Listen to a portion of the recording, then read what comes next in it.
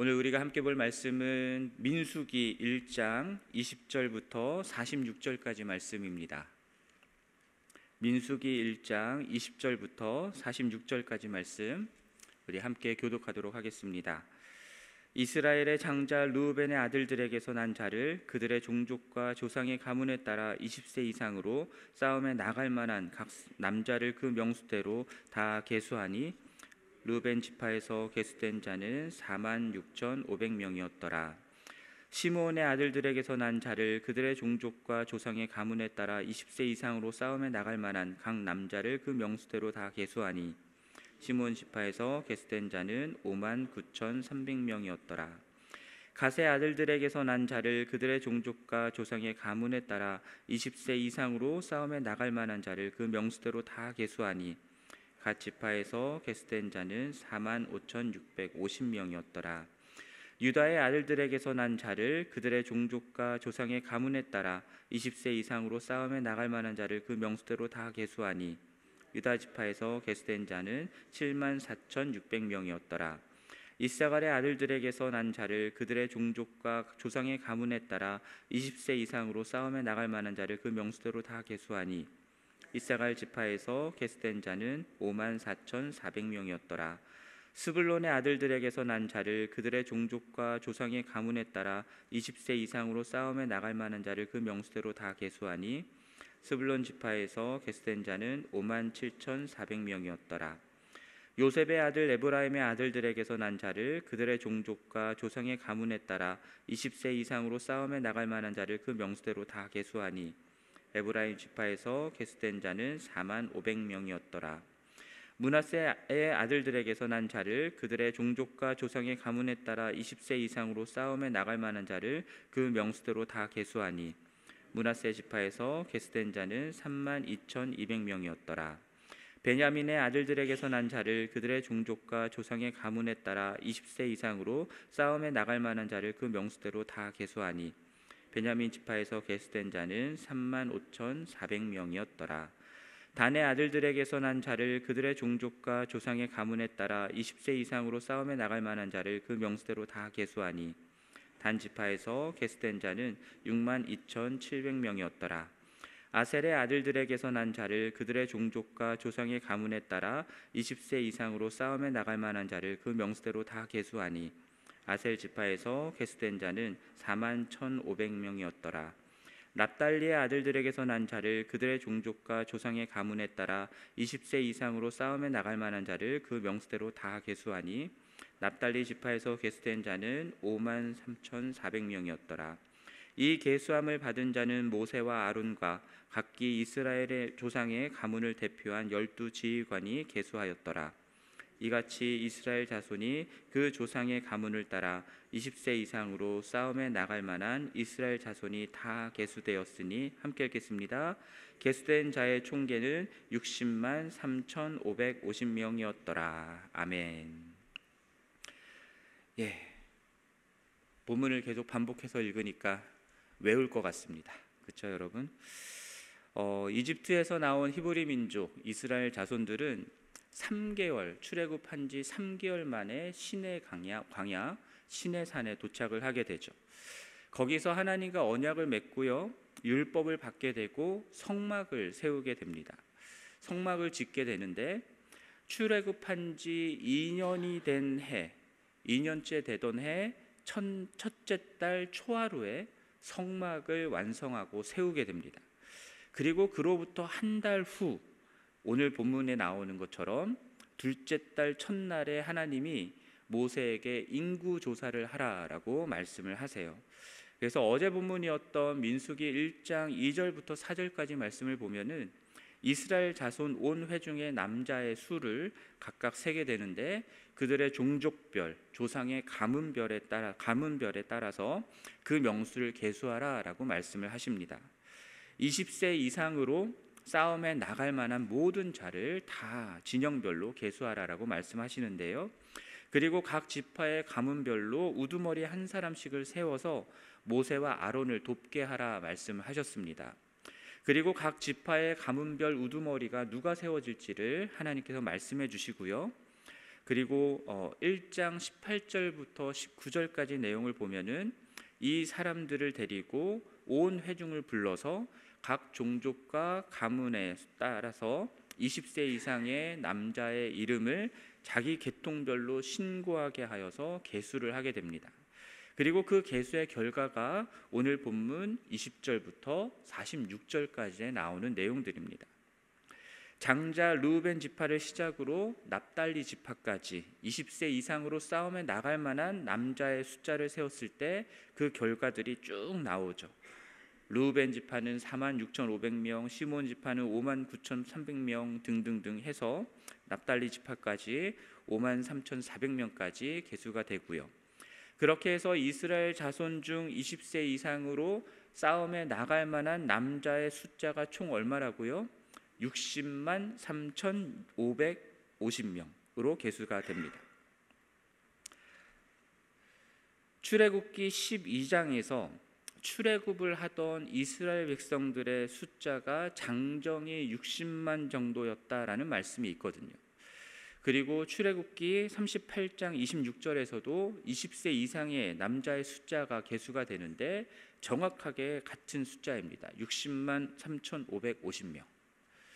그리고 민수기 26장에 가면은 두 번째 인구 조사가 있는데요. 그때 60만 1,730명으로 나옵니다. 약간 줄어들긴 했지만 그러나 엇비슷한 숫자입니다. 자, 20세 이상의 남자의 숫자만 셌을 때 60만 명이 넘잖아요. 그러면 아이들과 여자들까지 하면 얼마 정도 될까요? 흔히들 당시 이스라엘 민족들의 숫자가 약 200만 명이 넘었을 거다라고 얘기를 하는데요.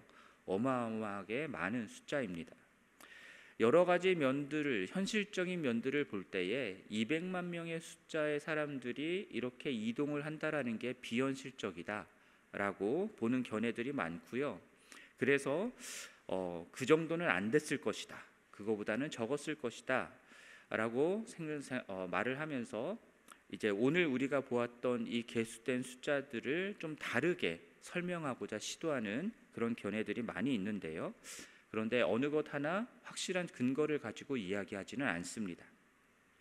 어찌됐든 이렇게 많은 이스라엘 자손들이 출애굽을 하고 하나님의 언약 백성이 되었다라는 것, 이것이 의미하는 가장 중요한 것은 무엇이냐면 창세기 12장과 15장에서 하나님이 아브라함을 부르시고 아브라함에게 주신 약속, 너로 큰 민족을 이루게 하겠다라고 하셨던 그 약속을 하나님께서 신실하게 이룬 결과가 오늘 우리가 보는 이러한 인구조사의 결과다라는 것이죠.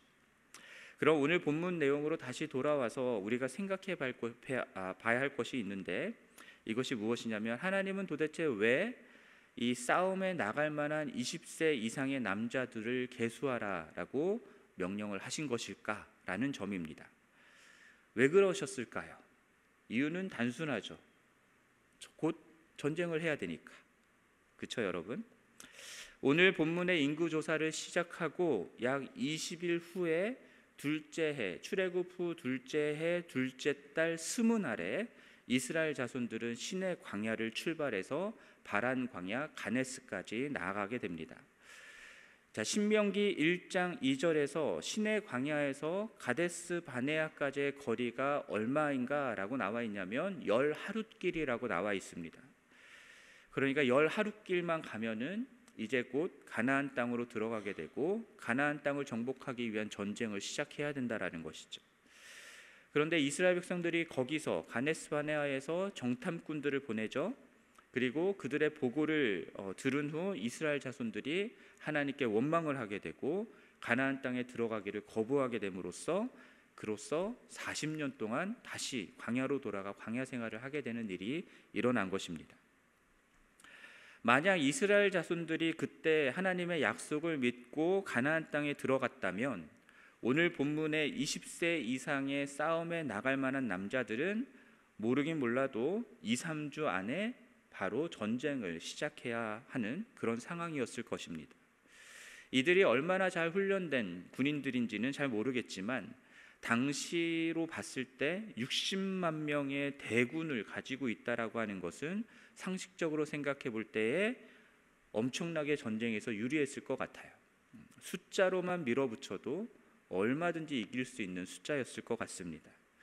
그러니 앞으로 닥칠 이 싸움, 이 전쟁을 준비하기 위해서 군사력이 얼마가 되는지를 확인하기 위해서 하나님께서 이 인구 조사를 명령하셨다. 60만 명이 넘는 강력한 군사력이 있다라는 것을 확인하기 위해 인구 조사를 하라고 하셨다라고 생각하기에는 문제가 있습니다. 왜냐? 이스라엘이 전쟁을 벌이며 싸울 때에 여러분 숫자로 싸운 적이 있습니까?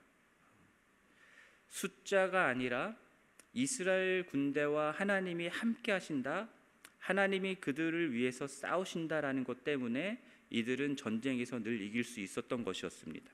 절대로 숫자가 많았기 때문에 이겼던 것이 아니죠. 그렇다면 하나님은 도대체 이 인구 조사를 왜 하라고 하신 것일까라고 하는 의문은 여전히 남는 것입니다. 여러 가지 이유들을 찾을 수 있겠지만 여러분 첫 번째로 생각해 볼 것이 이것입니다. 하나님이 이스라엘 자손들을 지금 군대로 부르고 계신 것이고 삼고자 하신다라는 점입니다. 이제 시내의 광야를 떠나서 가나안 땅으로 들어가게 되면 전쟁을 치러야 한다라는 사실은 명확한데요. 그런데 이스라엘 자손들은 어떤 사람들이었습니까? 지난 400년 동안 400년이 넘는 시간 동안 이집트의 노예로 살았단 말이죠. 노예라고 하는 것이 이들의 정체성이었습니다. 그런데 이스라엘 자손들이 출애굽하고 하나님과 언약을 맺으면서 하나님의 백성이 되었을 뿐만 아니라 하나님이 싸움에 나갈 만한 사람들을 계수한다라고 하는 이것을 통해서 너희가 이제는 하나님의 군대가 되어야 한다라는 것을 알려주고 계신 것입니다. 이제까지 노예 일을 하러 가기 위해서 여러분 사람들을 시켜서 뭔가를 부릴 때 사람 몇 명 필요하면 사람 숫자 재갖고 데려가잖아요.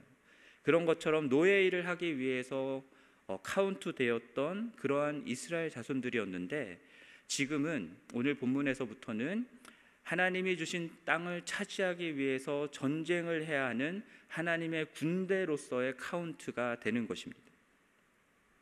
그렇게 계수된 인원이 60만 3,550명이었다라는 거죠. 그리고 이 많은 사람들이 하나님의 군대다라고 하는 그것을 말씀해 주고 계신 겁니다. 이집트의 노예로 살았을 때에 이 사람들이 현실적으로 듣고 보고 배운 것들이 무엇이었을까요?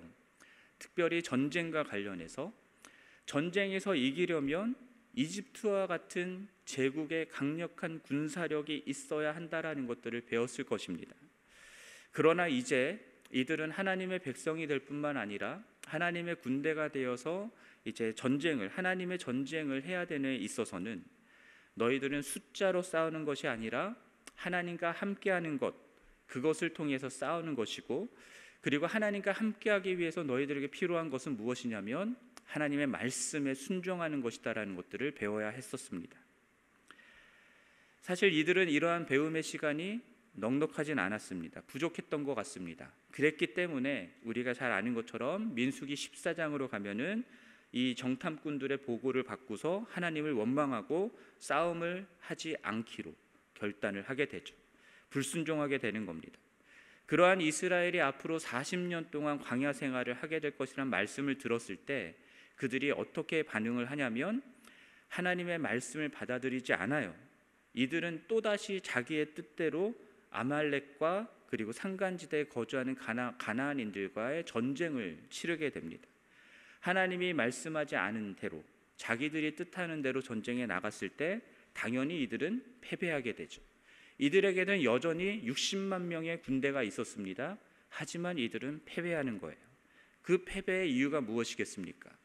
군대의 숫자가 적어서가 아니라 여호와 하나님이 그들과 함께 올라가지 않았기 때문이다라는 거죠. 그 사건 이후로 광야 생활 40년을 거의 마칠 때까지 이스라엘 백성들은 전쟁을 치르지 않았습니다.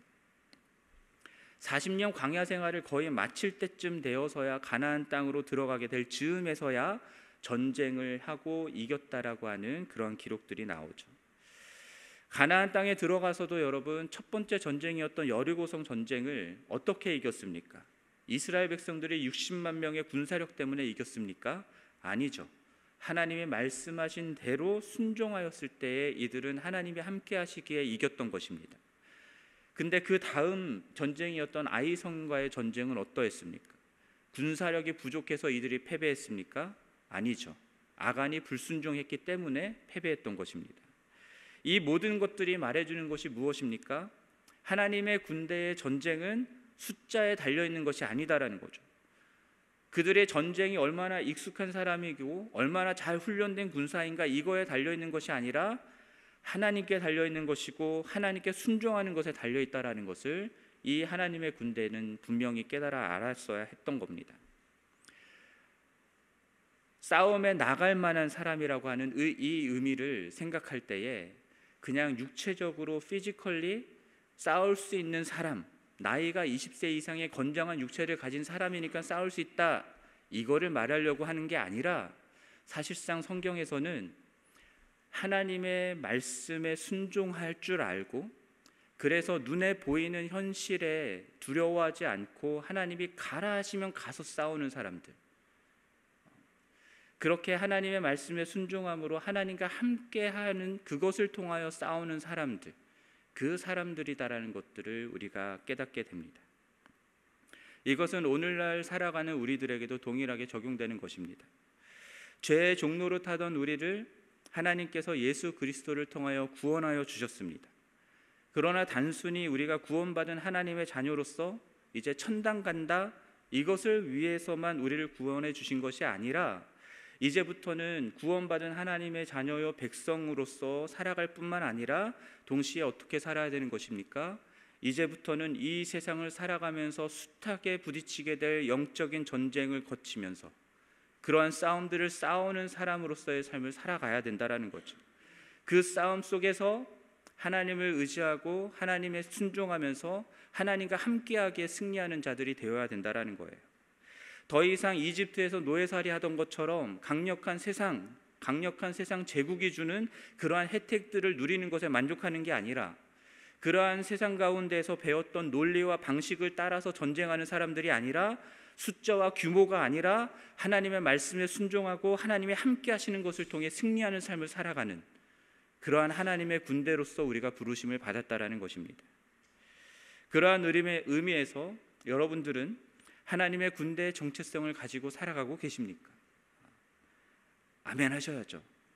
예. 그리고 그렇다면은 여러분들은 무엇으로 싸우고 계십니까?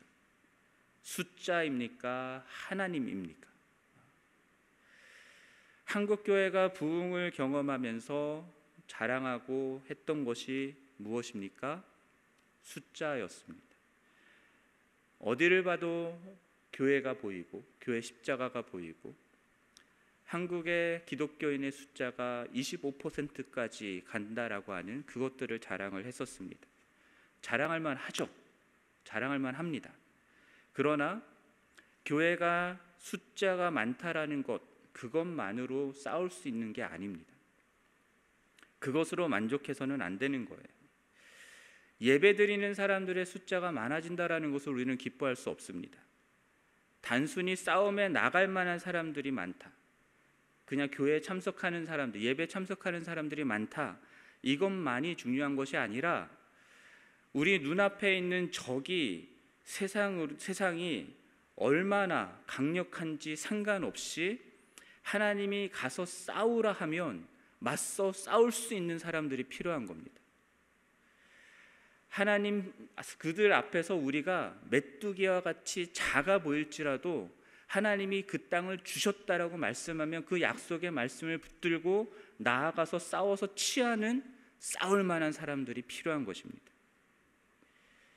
신약의 언어로 하면은 참 제자들이 많아야 한다라는 거예요. 과거의 윌로우 크릭 교회, 여러분 아시죠? 시카고에 있는 윌로우 크릭 교회. 그 큰 교회가, 그 대형 교회가 엄청난 성장을 거친 후에 25년 정도 지났을 때에 자체적인 사역 평가를 했었습니다. 그때 결론이 무엇이었습니까? 자기들의 사역은 실패했다라는 것으로 결론을 내렸습니다. 주일마다 그렇게 많은 사람들이 나오고 수많은 교회들에게 영향을 미치는 대형 교회로 성장을 했는데, 그런데 자신들의 사역은 실패했다라는 결론을 내렸어요. 왜 그랬습니까? 제자를 만들지 못했다라는 것 때문이었습니다. 날마다 자기를 부인하고 자기 십자가를 지고 예수를 따르는 제자를 세우지 못했던 겁니다. 가서 모든 민족으로 제자를 삼는 그러한 제자를 세우지 못했던 겁니다. 땅끝까지 예수 그리스도를 증거하는 증인의 제자들을 세우지 못했던 겁니다. 그래서 여러분, 교회는 한 사람을 그리스도의 완전한 제자로 세우는 교회의 그 일에 집중해야 하는 거예요. 누구를 만나든 어디를 가든 그 한 사람의 성도가 예수 그리스도의 복음을 전할 수 있고, 예수 그리스도를 영접한 사람들을 말씀으로 양육하고 가르치고 훈련할 수 있는, 어디에서 살아가든 예수 그리스도를 증거하는 선교적 삶을 살아가는 그러한 제자들로 세우는 일에 교회는 온 사역을 집중해야 하는 것입니다. 그렇지 않으면 그냥 숫자를 자랑하는 교회가 될 수밖에 없습니다. 60만 대군이 있으면 뭐합니까? 하나님 말씀에 순종하지 않는 대군은 소용이 없는 거거든요. 숫자를 자랑할지 모르지만 하나님의 말씀도 모르고 말씀에 순종할 줄도 모르고 하나님 없이 그저 하루하루 살아가는, 세상의 삶을 살아가는, 이름만 하나님의 군대일 뿐 정말로 싸울 줄은 모르는, 여전히 죄의 종로로 타고 있는, 그래서 정작 싸워야 하는 세상에 나가지는 않고 교회에 모여서만 신앙생활하는 것으로 만족하는, 영적 전쟁에 패배하는 일들이 많아질 수밖에 없는 거예요. 그렇게 되면 그러한 사람들이 많은 교회면 그러한 교회를 통해서 하나님이 영광을 받으실 수 있겠습니까? 그러한 사람들이 많은 교회는 아무리 숫자적으로 많아도 진정한 교회가 될 수가 없는 것입니다. 그러므로 여러분들은 이 세상에서 영적 전쟁을 감당하라고 보냄을 받은 하나님의 군대의 정체성을 가지고 살아가시는 자들이 되기를 바랍니다. 세상이 말하는 숫자가 아니라, 우리 눈에 보이는 숫자가 아니라, 날마다 하나님의 말씀을 묵상하고 하나님의 말씀에 내 삶을 걸고 그 말씀을 지켜냄으로써 하나님과 동행하는 그러한 제자가 되기를 바라고요. 그렇게 이 세상 가운데서 주님의 뜻을 이루며 승리하는 하나님의 군대가 되기를 바랍니다. 그렇게 우리 지구촌 교회가 참된 하나님의 군대요 예수 그리스도의 제자로 차고 넘치는 그런 교회가 되기를 우리 주님의 이름으로 간절히 축원합니다. 함께 기도하겠습니다. 하나님 아버지, 오늘 민수기 말씀을 통하여서 숫자가 아니라 정말 싸울 만한 그러한 사람들이 있어야 된다라는 사실을 생각해 보았습니다. 하나님, 우리 교회가, 그리고 이 땅에 있는 수많은 교회들이 단순히 숫자가 늘어나는, 교인들 숫자 늘어나는 것에 만족하는 것이 아니라 정말 한 사람 한 사람을 이 세상 가운데 참 제자로 살아갈 수 있도록 훈련하고 양육하는 일에 전념하는 교회가 될 수 있게 도와주시옵소서. 그리하여서 정말 이 세상 가운데 주님께서 행하라 하시는 그 영적인 싸움들을 능히 싸워내는 용사들로, 군대로 세워 주시옵소서. 이 모든 말씀 우리 주 예수 그리스도의 이름으로 기도드립니다. 아멘. 하늘에 계신 우리 아버지여, 이름이 거룩히 여김을 받으시오며 나라가 임하시오며 뜻이 하늘에서 이루어진 것 같이 땅에서도 이루어지이다. 오늘 우리에게 일용할 양식을 주시옵고, 우리가 우리에게 죄 지은 자를 사하여 준 것 같이 우리 죄를 사하여 주시옵고, 우리를 시험에 들게 하지 마시옵고 다만 악에서 구하시옵소서. 나라와 권세와 영광이 아버지께 영원히 있사옵나이다. 아멘.